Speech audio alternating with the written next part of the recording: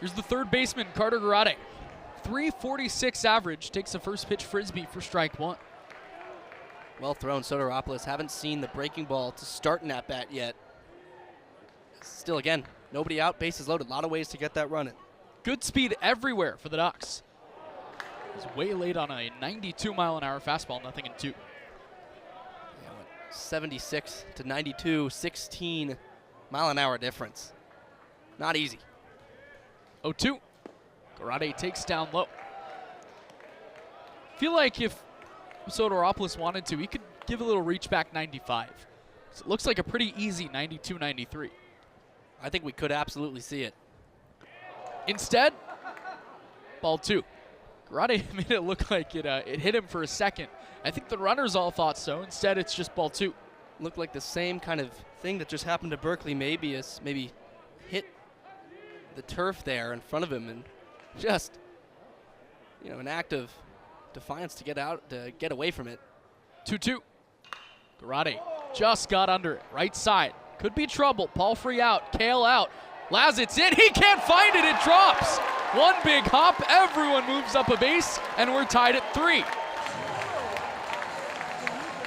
Well, I guess there's another way to get in a run with nobody out and the bases loaded. A high pop-up. They call that the Bermuda Triangle, when the two infielders go out to the one outfielder, and it's applicable to all fields. This time in right, down the line. The ball just found the perfect shadow at the last second. Lazitz put his hands up, and the runners knew then that they got to get moving, as Oregon ties it up. Antonero's led off with a bunt single. Maddox Maloney, a little magic wand due towards right. Then Berkeley Mabius, a big double. Jeffrey Hurd, just a little out in front. Mabius brought in a run with his double. Jack Brooks walked to load the bases. Ryan Cooney got hit by a pitch, and then Carter Garate, little flare job of his own. Bases loaded, still none down. 3 runs home already in the inning, and quick action in the Lion bullpen. Ducks have scored 3 to match Columbia's in the second frame. Looking for more. Hurd fouls it back, got a big hack at that big curveball, nothing in 2. I think he was ready for that fastball on that first pitch. Roped it foul, and I think he was ready for it there again, I would say. Way out in front of the big breaker by Soteropoulos. Brooks, Cooney, Garate, all with terrific speed on the bases. Ball to the gap, and the Ducks could run for a while.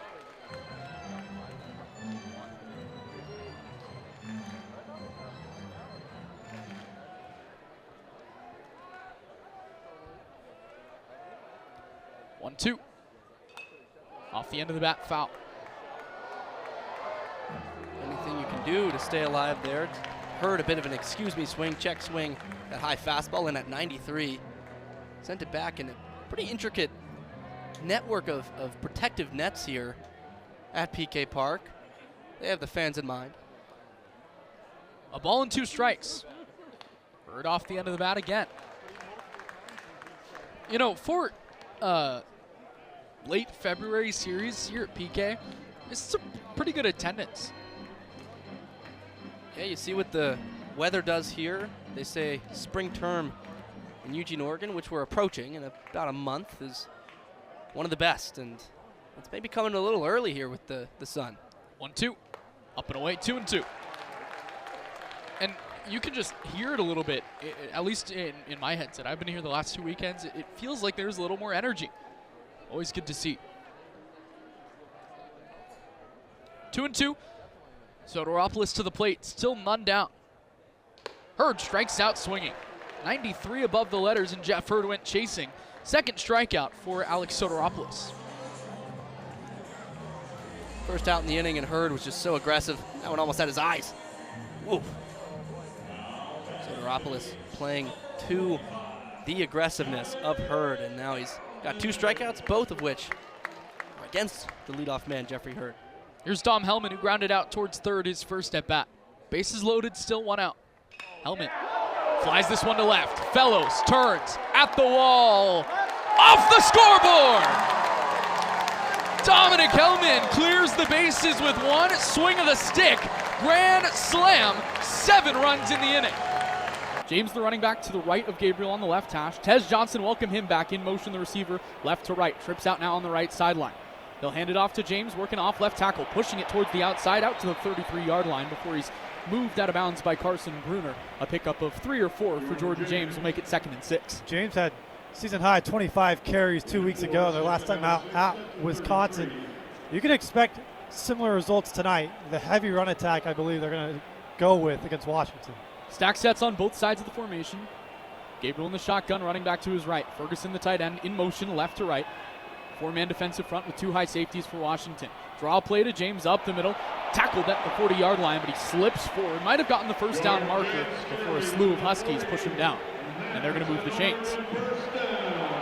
Yeah, this is the attack I was expecting.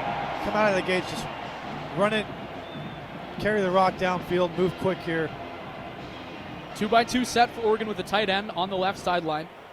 Huskies show man coverage up front. Gabriel will throw for the first time, drops back, dumps it off. James on the right side, 45-yard line up to the 48-yard line. Cameron Fabiculanen gets him, but a pickup of 7 for Jordan James just inside the right hash mark. And I love that pass by Dylan Gabriel. You know, you want to get it downfield, but take what the defense is giving you. James easily wide open underneath an easy pickup of 8. Oregon's going to go a little hurry up with 3 receivers on the left side. Handoff James, going right, splits the middle, space in front towards the 40, opposing side 35-yard line. Fabiculanen hits him along with Voyatunu-Ufi, but he's got a first down pickup down to the 40-yard line. Jordan James was part of those 2 games last year against Washington where they both lost. You know he's going to want to come in tonight and make his statement early on this Husky team this year. And he has been terrific so far. 16 yards on the day, 3 carries for Jordan James. 2 receivers on the left side, Tez Johnson out in the left slot. Oregon goes under center now. Gabriel moves it back up. He's in the shotgun. James to his right. 4 down defensive linemen, 2 linebackers. For Washington, tight end Ferguson moves in line to the right side. Man in motion, right to left, that's Stewart. Gabriel claps, takes the snap, play action. Drops back to the 45, screen on the right side, Ferguson. Flag down on the field as Ferguson's wrapped up at the 30-yard line by Carson Bruner. We'll see where the flag is. Might be on Oregon for potential hold or illegal shift on the outside. Regardless, so that's a play. Yeah, illegal shift on Oregon, but that's a play that you're going to see probably a few more times tonight. Offensive coordinator Will Stein, they love that tight end screen, whether it's Ferguson or Kenyon Sadiq. Expect that a few more times tonight. 1st and 15 at the Oregon 41-yard line, 12:43 to play in the first quarter, no score. Still the first drive for the Ducks. Dylan Gabriel, the quarterback, sitting on the right hash, running back to his left, 2 receivers to each side. Gabriel takes the snap, drops back to the 50, looks to throw, has time, throws to Ferguson on the right side, catches it at the 33-yard line as Alfonso Tupatala collapses on him. Pickup of about 5 or 6. That's a good time throw by Gabriel. It's a simple curl route, trying to get that penalty yardage back. Good job of doing so. Pickup of 9. Yeah, they actually did. Pickup of 9 there. Past the original line of scrimmage. 2nd and 6. They do a good job keeping up with the down and distance. James to the right of Gabriel.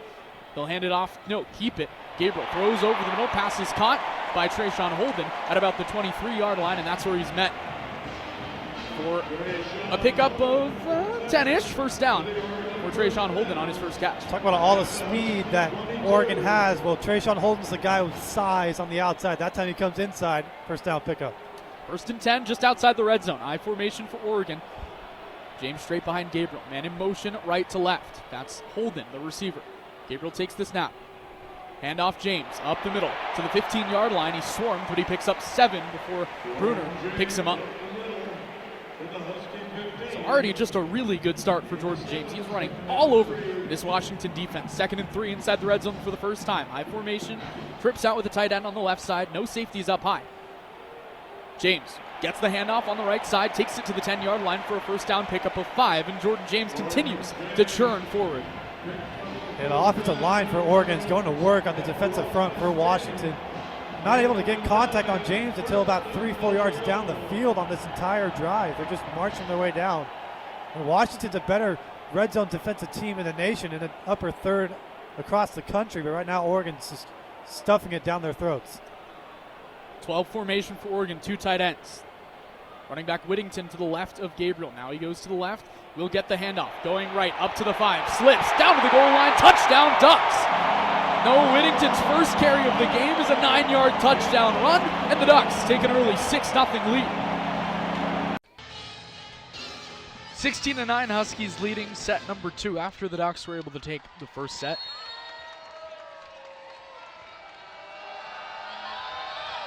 Hurd knuckles it across. Glover, another swing off the fingertips of Hurd. It's just going to be a free ball Oregon's way. Morris gets Oregon in system to Collier. That's who you want to go to if you're in system, and it works out for the Ducks.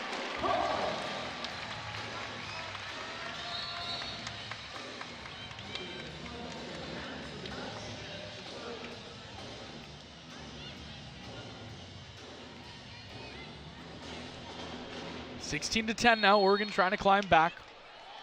McClellan to serve.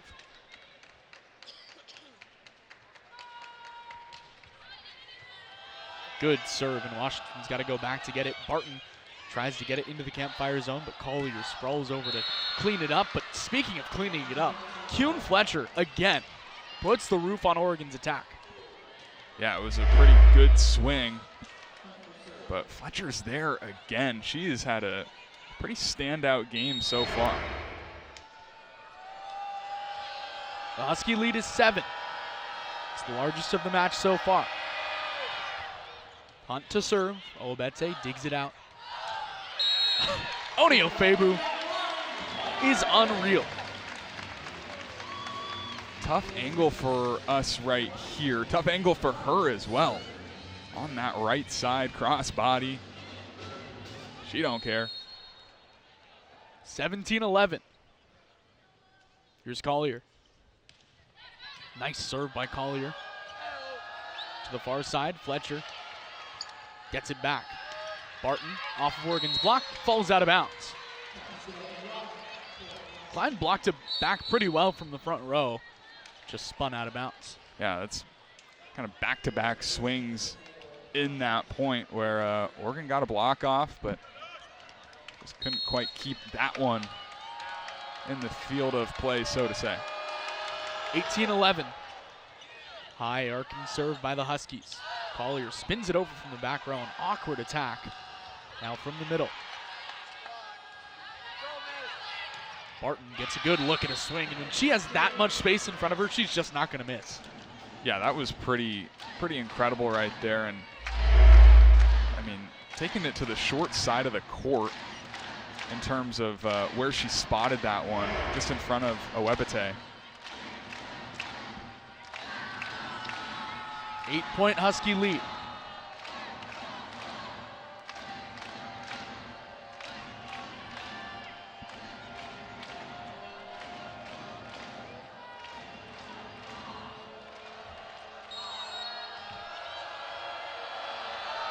Here's Molly Wilson.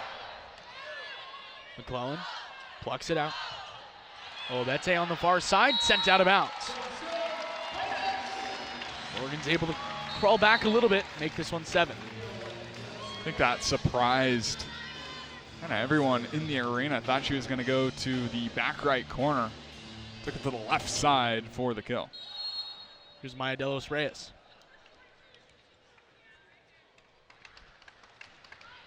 Knocks it across. Poorly received by Washington. And then a roof, Colby Neal and Chris Klein. Yeah, it looked like Imani Bush was going to be able to make something out of nothing right there, but nope, Colby Neal's right there. 19-13 now. Ducks have scored the last 2. De Los Reyes, a good serve that Hurd is able to clean out. From the far side, another Oregon block. Michelle Owabete. It's Neal in the middle. It doesn't matter who's on the other side. The Ducks front is going to clean it up. Yeah, we saw Michelle Owabete early in the season from the back row, but she stepped up at the net as of recently. De Los Reyes. Another good serve. Lunging over to get it are the Huskies. Bush from the near side, way long. 4-0 Oregon run. Timeout Washington.